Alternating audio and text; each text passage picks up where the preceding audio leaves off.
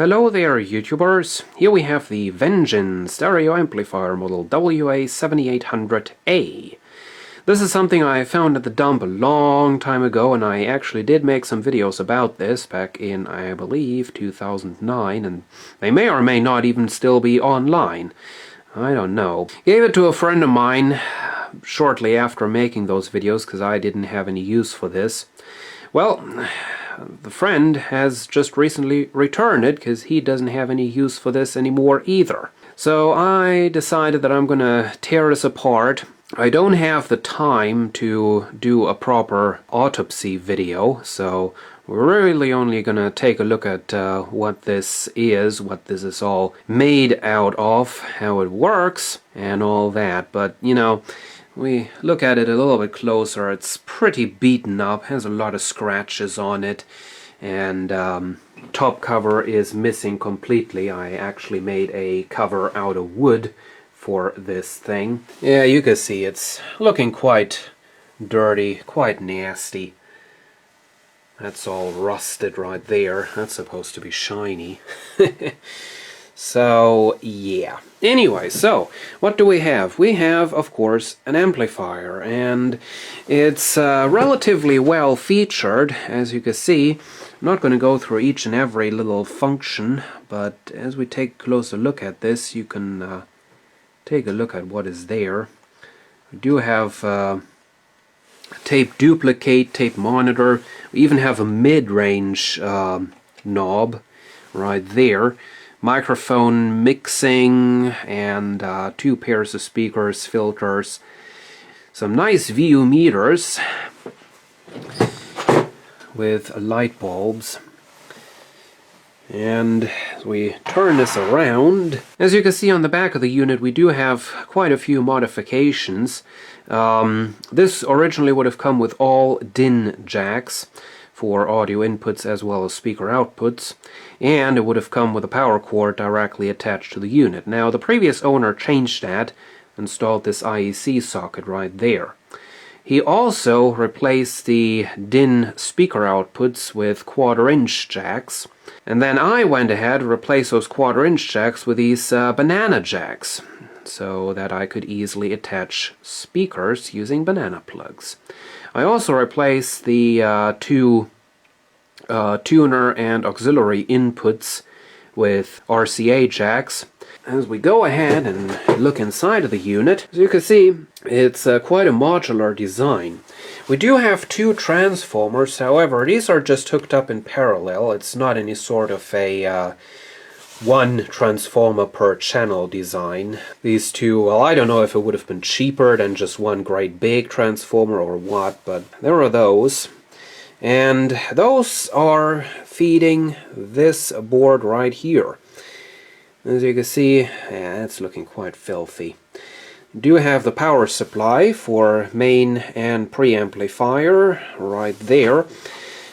4 filter capacitors, 6800 microfarads at 50 volts. That's quite a lot. Obviously not as much as that would have been possible back then, but you got to keep in mind this was a rather cheap unit. So then we have the power supply. Now the inputs are coming in right there, obviously.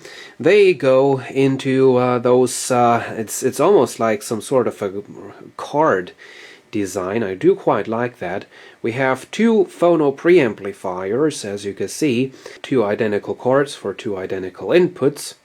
And then we have this card, which is for the microphone input up front. And that's the preamplifier for that. Now that all feeds into this.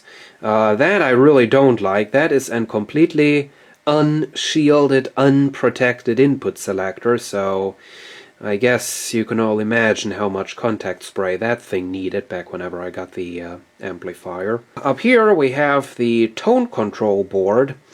Once again, this does have a mid-range, so we do have bass, mid, and treble adjustments on there.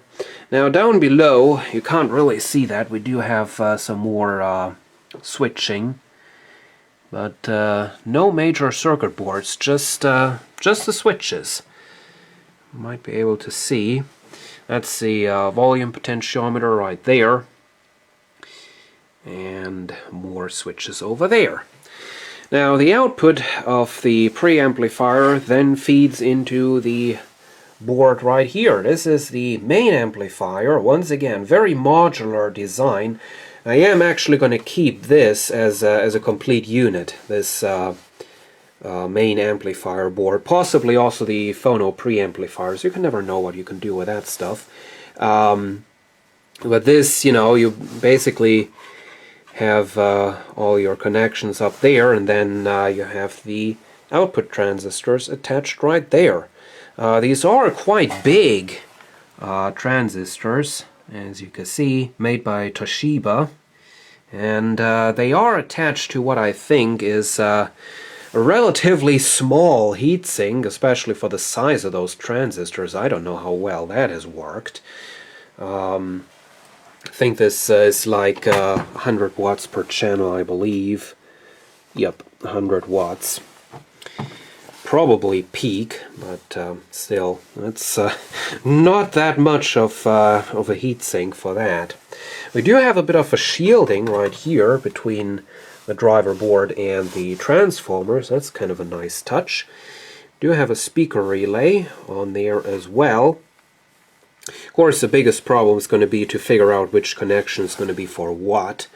I guess that's going to be a lot easier on those phono preamplifiers. Speaker outputs are then feeding into this board, which is obviously for the VU meters. Right there. It's quite interesting. They did use these little light bulbs on there. However, there is also provisions on the circuit board to install those fuse style lamps. Probably would have been a bit of a better choice, because I've never seen any replacements for these.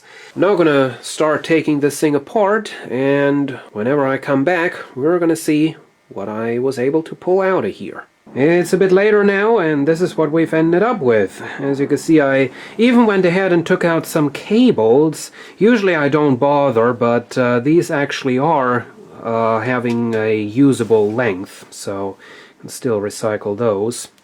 Filter capacitors, those are Elnas, so haven't made the best experiences with those, so well, they are probably shot, but I'm going to keep this clamp thingy anyways. Power supply, that's only for parts.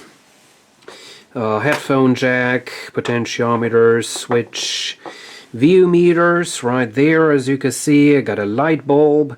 Yes, I know there were two, but one of them was bad. Here we have the driver board and power amplifier output transistors on the heatsink. Take a bit of a closer look at the Toshiba transistors on there. And I got the input module, or as it turns out, the input module is the tone control board. I unfortunately lost one of these, the phono preamplifiers. The amplifier fell over on the workbench, and apparently it hit this thing. Well, that's cracked. And I do have the other one, that's still there, phono preamplifier. I got a box of various odds and ends. That's pretty much it. These two components are running, that's quite something, they are running off of a whopping 30 volts. Wow. Well, anyway, that's it. Thank you for watching, and see you again soon.